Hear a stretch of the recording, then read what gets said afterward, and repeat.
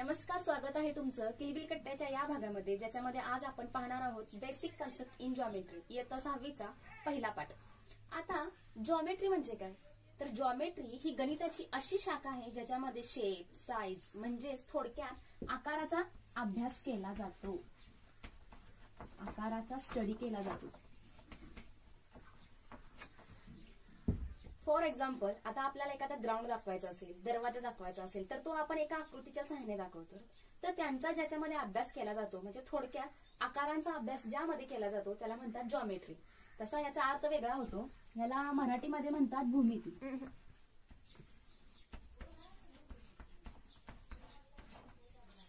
भू म्हणजे जमीन आणि मिती म्हणजे मापन. जिओ म्हणजे भू म्हणजे जमीन आणि मेट्री म्हणजे त्याचं मेजरमेंट करणे म्हणजेच मापन करणे, म्हणजे जमिनीचं मापन करणे म्हणजे जॉमेट्री. ओके, आता जॉमेट्रीची सुरुवात कुठून होते, तर एका पॉइंट पासून. तर आजचा आपला पहिला पॉइंट आहे पॉइंट.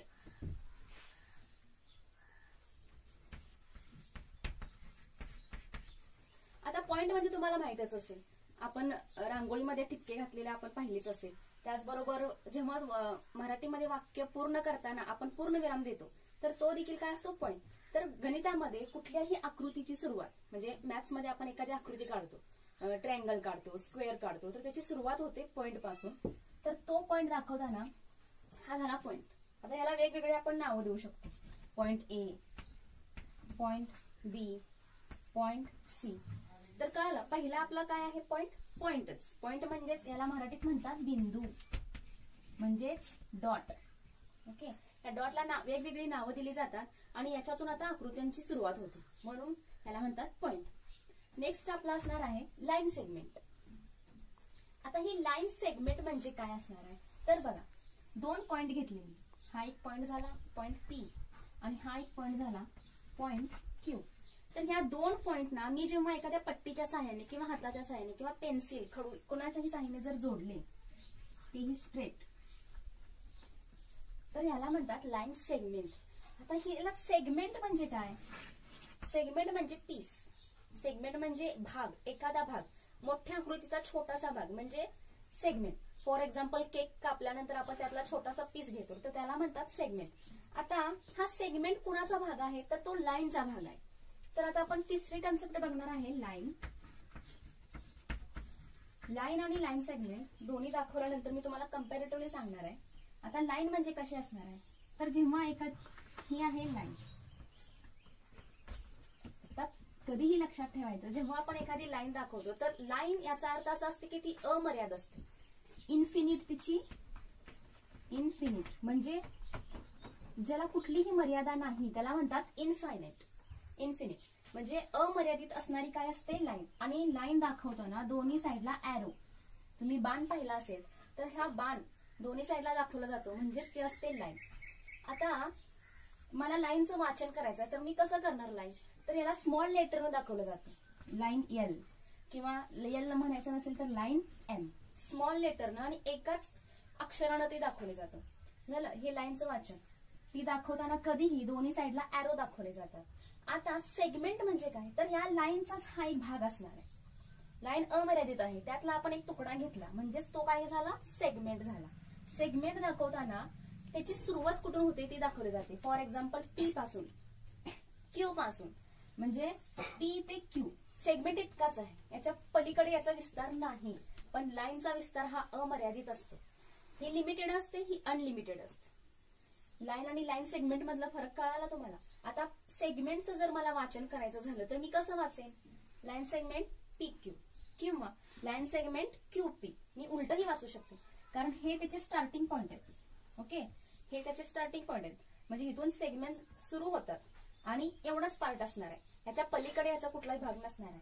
आणि हा सेगमेंट ह्या लाईनचा पार्ट असणार आहे, म्हणजे मी यातून हा घेतला पी क्यू, म्हणजे सेगमेंट म्हणजे काय, फक्त पी क्यू इतकाच. आणि लाईन म्हणजे काय, तर लाईन ही खूप अमर्यादित असते, या साईडलाही वाढू शकते आणि इकडेही वाढू शकते. तर सेगमेंट हा छोटासा पार्ट असतो आणि लाईन ही खूप मोठी असते आणि त्याचाच पार्ट आहे सेगमेंट. ओके, लाईनचं वाचन मला लाईन एम किंवा लाईन एल. सेगमेंट दाखवताना ते कॅपिटल लेटर्स मध्ये दाखवतात. नेक्स्ट पॉइंट आहे आपला रे.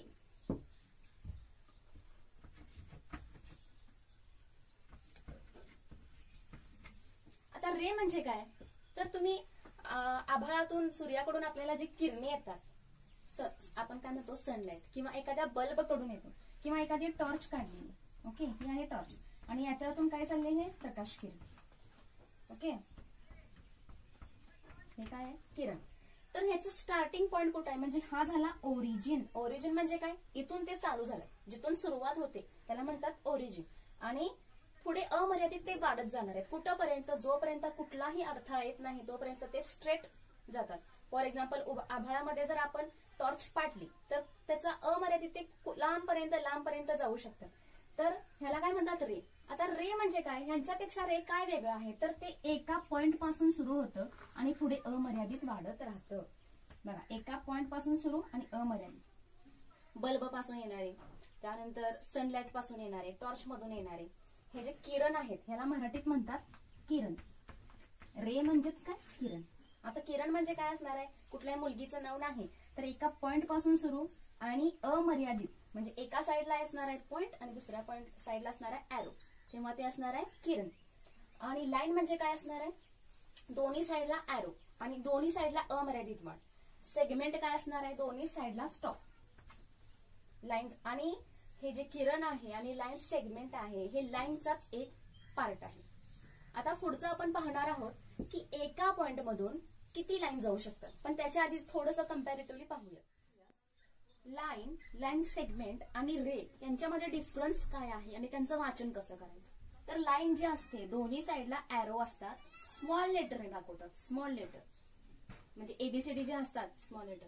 लाईन सेगमेंट हा लाईनचाच एक पार्ट आहे, म्हणजे ह्या लाईनचाच एक तुकडा उचलून इथं आपण ठेवलेला आहे, त्याला नाव दिलेलं आहे एबी. वाचन कसं करायचं, एबी पण करू शकतो आणि बीएस देखील करू शकतो. आणि रे म्हणजेच काय, किरण. तर या किरणचं वाचन कसं करायचं, पी क्यू. तुम्ही किरणचं वाचन क्यू पी असं करू शकत नाही, कारण जिथून स्टार्टिंग पॉइंट आहे, ओरिजिन पॉइंट कुठून आहे, स्टार्टिंग पॉइंट जिथून आहे तिथून त्याचं वाचन केलं जातं पी क्यू आणि पुढचा पॉइंट घेतला जातो. तुम्ही असं वाचन करू शकत नाही, म्हणजे क्यूपी वाचू शकत नाही.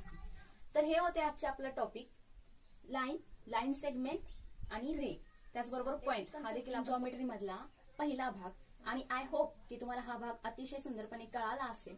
जर यामध्ये काही प्रॉब्लेम असतील तर मला खाली कमेंट बॉक्समध्ये कमेंट करा आणि लाईक, शेअर, सबस्क्राईब करण्यास विसरू नका. धन्यवाद.